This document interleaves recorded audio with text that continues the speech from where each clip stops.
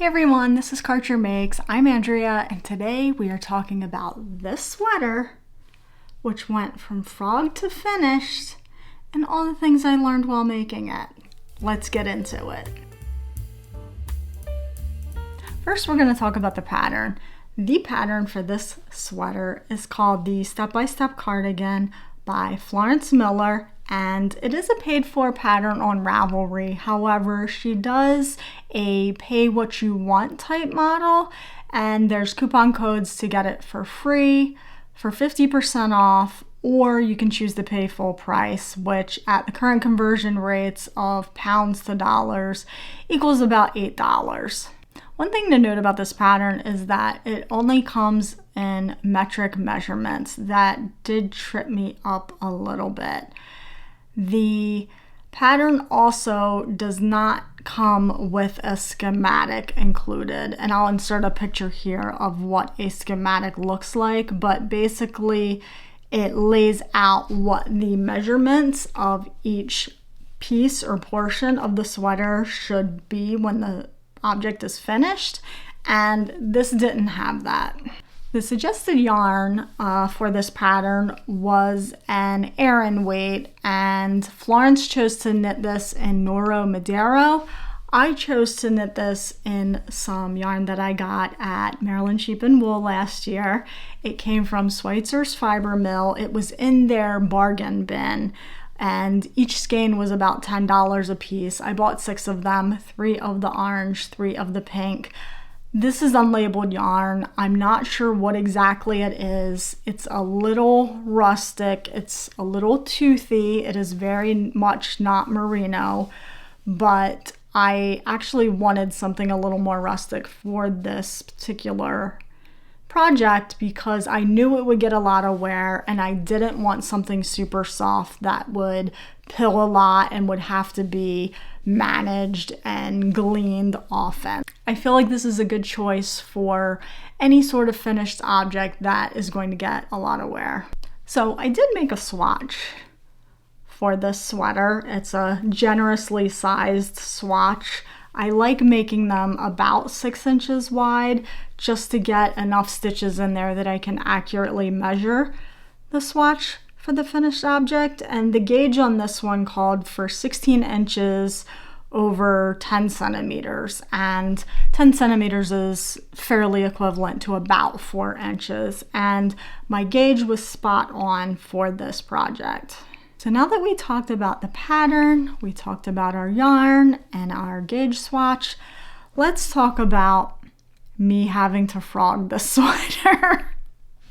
So like I mentioned, my gauge swatch was pretty spot on. It was right around 16 inches for those 10 centimeters. And where I ran into a problem with this project, and this is all, I talked about this in a prior episode that I'll link down below if you missed it and are interested in hearing the trials and tribulations of me having to frog this. But I did not realize when I was looking through the pattern at the sizes that despite the fact that it said there was 6 inches of positive ease included in the sizing, I don't know if I just didn't pay attention to that, I misinterpreted that, something in my brain just turned off, and I thought that I needed to make the size 5. The size 5 was way too big, and again, that other video goes in a little bit more into the mess up that I made on the size, but the size 5 was too large, and this is a kind of top-down raglan knit flat project, and the raglan increases ended up being way too long and way too far down my body for it to be able to even think about fitting properly. So I talked about it in that video, and I was kind of debating to either rip back just the raglan portion to where I thought it would be more appropriate for the sleeve size that I needed and the increases that I needed for my shoulder depth, But I got a lot of good advice from my viewers here, so thank you if you commented on it. And a lot of folks said if I only rip back the raglan part, I run the risk of the back shoulders still being too wide based on that larger size, and may have an issue with them kind of sliding and falling off the shoulders. So I took that to heart. I really thought about it and said, self, you love this yarn, you love these colors, you want to be happy with this project, just go ahead and rip it out completely, which is what I did. So because I chose to knit this in these wide stripes of color, each stripe is 13 rows, I ended up with many, many, many small balls of yarn. And I still have quite a few of them left here. You can see this mess. All of these tiny, tiny little balls from when I frogged this and had to reknit it. So once I frogged it, once I ended up with all of these tiny balls of yarn, I went back to my swatch. It's a good thing I didn't pull this out and rip it back, but I went back to my swatch, I went back to look at the gauge, and I went back to the measurements of the sweater and chose a smaller size that I thought would work a little better, understanding that these sizes had the 6 inches of positive ease. So all that to say, I ended up recasting on a size 2 on this project. Now, when I made this the first time, my first kind of clue that I went wrong with the sizing is that I was very quickly running out of yarn. Now, six skeins of a worsted weight, that's quite a bit of yarn and should be plenty enough for a sweater of my size. I was running out of yarn fast, so because of that, I was really paranoid when I started to reknit this in the second smaller size, and for each stripe I would measure how much yarn it would take and then tried to estimate as I went along to make sure that I wasn't going to run out. And luckily I had enough. The only kind of thing I ran into a problem with, and this is really not that big of a deal, but I wanted the button band to be pink, and I only had this and some teeny tiny little bits of the pink left along with my swatch, and I was too nervous. I didn't want to run the risk of running out of yarn, so I went ahead and did the button band in orange instead. So as I was knitting this, obviously it's top down, raglan construction, you split for the sleeves, and once I split for the sleeve, I tried it on. I felt like that was a good depth for my shoulder. The size of the sleeve should be much better than before, and I was happy with that part of the fit. However, I was again still nervous that I was going to run out of yarn, so I put the body on hold and then I did the sleeves kind of second. So I did the top half here to the split, and then I went ahead and started the sleeves immediately because I could always fudge the length of the sweater a little bit more than I would be able to fudge the length of the sleeves, and I wanted this to be long sleeve. So I'm going to take this off so I can show you some of the details here.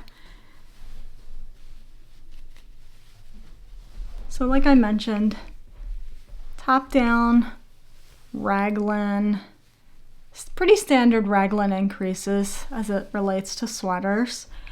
Now, one modification that I did was on these sleeves. So the pattern called for a pretty slow rate of decrease for the sleeves. If you look at the sample knit from the pattern, and I'll show a picture of it here, the sleeves are pretty wide down the length of the arm. I really didn't want that type of fit. I wanted a more kind of closer to the arm fit. So what I chose to do is decrease in a more rapid rate to get them smaller faster. And then as far as the ribbing goes, it's just 1 by 1 rib for around the sleeves and the bottom hem. And this is something that I learned making this sweater. First thing I learned making the sweater.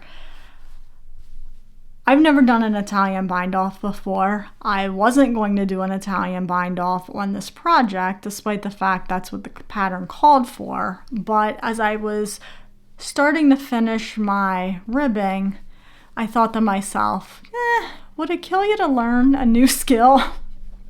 Go ahead and try the Italian bind-off. So I found instructions, written instructions, that described how to do it.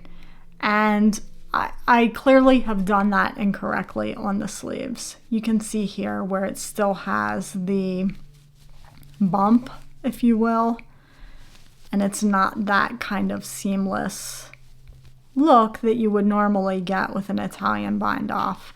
So I obviously, at that point, I was not going to frog these again, so I just kind of left it be. It is stretchy, and it works fine, it fits fine, but it's not really the Italian bind-off that I wanted the experience of learning, and it's not how it's supposed to look because it's incorrect. I think what I did wrong was when you insert the needle and you go into the back side, I was doing that step incorrectly. So it's like step 4 out of the 4 steps to do an Italian bind-off, and I was doing that incorrectly. But all in all, like, doesn't matter who's looking at it that closely, and if you are, you're probably standing way too close to me, so back up.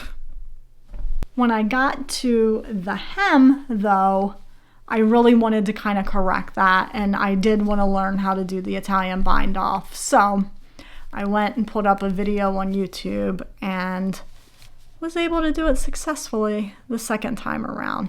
Third time around, 2 sleeves, wrong. Bottom hem correct. So yeah, the third time around I did it correctly, and you can see how those knit stitches just kind of flow into one another, and it makes a nice kind of seamless look at the bottom.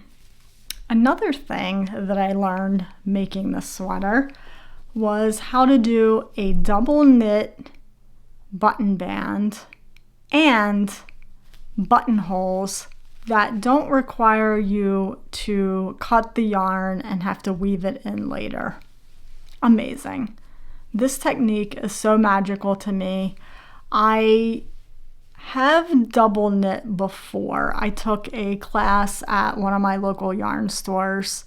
We just made like a coaster, and that was probably, I don't even know, 10 years ago. I remembered nothing about it, but I was kind of nervous to do the double knit button band, and I probably should have mentioned this much sooner in this video, Florence actually has a video that walks you through how to make this sweater, like technique by technique, including this double knit button band with incorporated buttonholes. Now, I had to watch it probably 10 times because I kept messing up the buttonhole at first. Like, I felt like my placement was wrong, and then once I got through it and completely finished the one buttonhole, I realized I was never doing it wrong in the first place and just ripped it out for no reason. But in any case, these buttonholes are just magical, and as far as placement goes, she gives you some tips in that video on how to place them. Because I have these wide stripes, let me do it this way. Because I have these wide stripes of color, I wanted the buttonholes to kind of be centered with each wide stripe. The pattern only called for 4 buttonholes, but I went ahead and did an extra 5th one just so I could keep them kind of centered with these stripes and looking nice and symmetrical. As far as the inside of the button band goes, I need to work on my pickups a little bit. From the front, it looks fine. Look how seamless that is. That is like so, it's just so magical. I don't know what else to call it, but look how nice and seamless that is. It's perfectly integrated in with the fabric of the front. Now the back, I need to work on my pickups. It's a little messy, and then you can see where I've had to weave in all of the ends from all of these stripes, and that kind of made things a little messier too. So that'll be a lesson learned that I take to the next project that I work on that has a double knit button band. Now, one thing you will notice, there are no buttons on this cardigan. So I wore this to Frederick Fiber Fest last weekend, and I had intended to buy buttons there.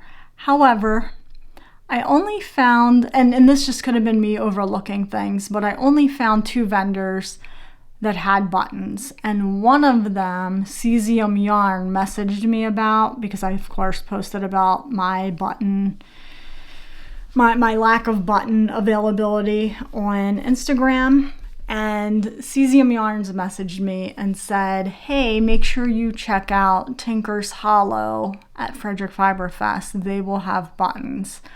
By the time I got to their booth, they were wiped out. Like, everybody must love their buttons. They had a few handfuls of different sizes left, none of which were the right size that I wanted for this. So what I ended up doing is I took their card, I brought it home, I went through the options that they had on the website. You choose your size, you choose your shape, and you choose your wood variety. They have different varieties of wood that they offer. And what I ended up choosing was 1-inch hexagon bird's eye maple. Now, obviously, it takes time for them to custom make buttons, and when they get here, I will work on getting them sewed on. But for now, there's no buttons on this cardigan, and that's okay. The other vendor at Frederick Fiber Fest, and I don't recall the name, I should have asked for a card, they made pottery buttons, raku pottery buttons, which were absolutely gorgeous, stunning, love them. However, they were like $12, $13 each for each button. So to get 6 of them for this, that would have been a pretty significant cost, and I honestly didn't want to spend $60 for buttons for a sweater that only costs $60 to knit out of this yarn. So all in all, I am very happy with how this project turned out. These colors are everything. I did submit this to the Charm City Unicorns Pink Along, and I would definitely think about making the sweater again. I would definitely recommend this for beginners if you're familiar with basic kind of increases and maybe raglan construction. Don't be intimidated by the more advanced techniques with the double knit button band, the buttonholes. Don't let that intimidate you. Like I said, Florence has an excellent video here on YouTube, and I'll actually link it below so that you can see it if you need to. But the video walks through each kind of step of this sweater construction, how to do the techniques, and it's almost like you're in a class with her, which I really appreciate, especially for a pattern that if you use the code, you can get for free. So would I knit this again? Absolutely yes. Would I recommend this for beginners? Also, yes. So what do you guys think about my latest cardigan in these fun bright pink and bright orange colors? Do you love it? I love it so much. So let me know, would you make this sweater yourself? Have you made this sweater yourself? And if you do choose to make it, come back and let me know or tag me on Instagram. I would love to see everybody's colors. So that's all I have for you today. I really wanted to share how this sweater went from frogged to finished with a little bit of extra work, and it's fantastic. If you like this video, give it a thumbs up. If you like this kind of content, subscribe for more. And until next time, happy making.